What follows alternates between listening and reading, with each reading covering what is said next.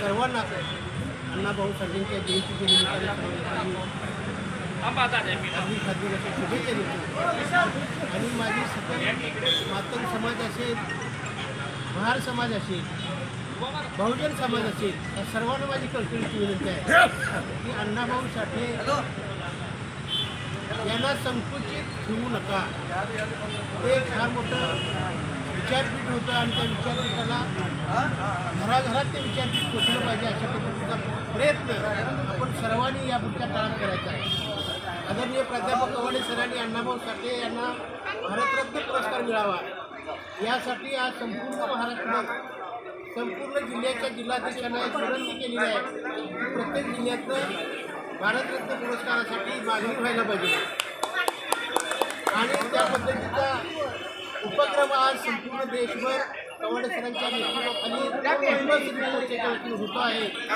आणि भारतरत्न पुरस्कार मिळायसाठी कोल्हापूर जिल्ह्यातून सुद्धा अण्णाभाऊंच्या या महान कार्याला कुठंतरी एक चांगला म्हणजे मान मिळावा.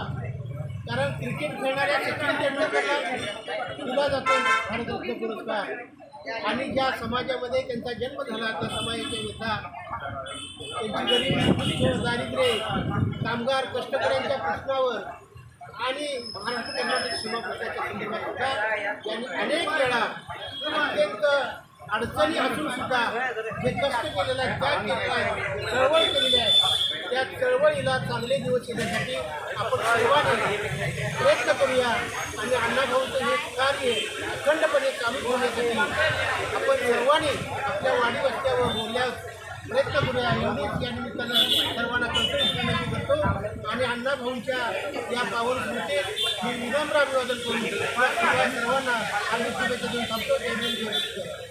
लोकशाहीर अण्णाभाऊ साठेंचा, लोकशाहीर अण्णाभाऊ साठेंचा, डॉक्टर बाबासाहेब आंबेडकरांचा, छत्रपती शिवाजी महाराजांचा, छत्रपती शाहू रायांचा, महात्मा फुलेंचा.